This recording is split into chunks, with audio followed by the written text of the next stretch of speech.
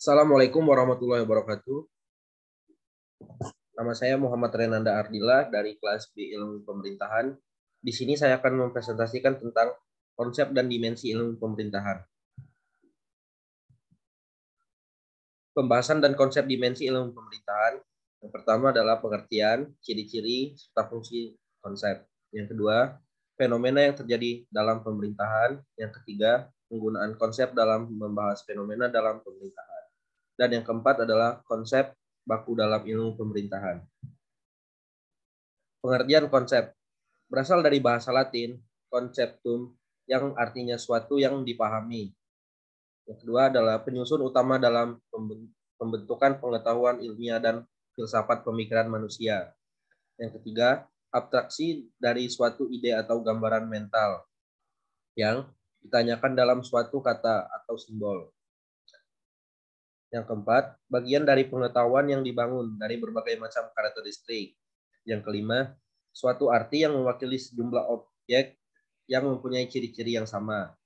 Yang keenam, referensi atau intelektual yang abstrak dari situasi, objek, atau peristiwa. Suatu akal pemikiran, suatu ide, atau gambaran mental. Yang terakhir adalah generalisasi dari sekelompok fenomena tertentu, sehingga dapat dipakai untuk menggambarkan berbagai fenomena yang sama atau sejenis. Ciri-ciri konsep. Yang pertama adalah konsep memiliki sifat abstrak dan gambaran mental dari objek, peristiwa, ataupun kegiatan.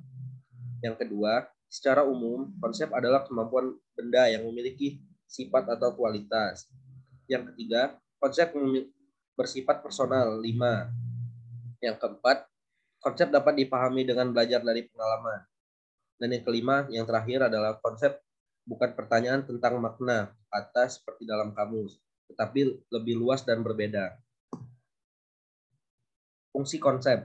Fungsi konsep terbagi menjadi dua. Fungsi primer, yaitu fungsi yang terus-menerus berjalan dan berhubungan positif dengan keberdayaan yang diperintah. Artinya, semakin berdaya yang diperintah, semakin meningkat fungsi primer pemerintah. Pemerintah berfungsi primer sebagai prodiver, jasa publik yang tidak dipastikan, termasuk jasa hankam, layanan sipil, termasuk layanan birokrasi. Fungsi sekunder.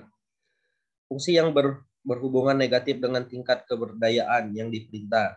Artinya, semakin berdaya yang diperintah, 10, semakin berkurang fungsi sekunder pemerintah. Pemerintahan berfungsi sekunder sebagai provider kebutuhan dan tuntunan yang diperintahkan barang dan jasa yang mereka tidak mampu penuhi sendirinya karena masih lemah dan tak berdaya, termasuk penyediaan dan pembangunan sarana dan prasarana. Pembagian kekuasaan. Fenomena dalam pemerintahan adalah ada banyak macamnya. Yang pertama adalah pembagian kekuasaan, otonomi daerah, penyelenggaraan pemerintah yang efektif dan efisien, hubungan pemerintahan pusat daerah, keuangan pemerintahan, SDM pemerintahan, teknologi informasi dan pemerintahan. Penggunaan konsep dan dalam membahas fenomena pemerintah. 1. Konsep kekuasaan untuk menjelaskan fenomena tentang fenomena memperoleh, mempertahankan, dan membagi kekuasaan. Yang kedua, konsep kewenangan untuk menjelaskan pembagian kekuasaan pemerintah antara pemerintah pusat dan pemerintah daerah. Yang ketiga, konsep keuangan dipakai untuk menilai kemampuan penyelenggaraan pemerintah. Yang keempat, konsep SDM dipakai untuk menjelaskan fenomena proses rekrutmen, seleksi, pengembangan, kinerja, kompetensi SDM pemerintah. Konsep baku dalam ilmu pemerintahan. Yang pertama adalah negara, yang kedua penyelenggaraan pemerintah, yang ketiga kebijakan pemerintah, yang keempat tata kelola pemerintahan, yang kelima SDM pemerintahan, dan yang terakhir keuangan pemerintahan, dan lain-lainnya. Sekian presentasi dari saya. Saya akhiri. Assalamualaikum warahmatullahi wabarakatuh.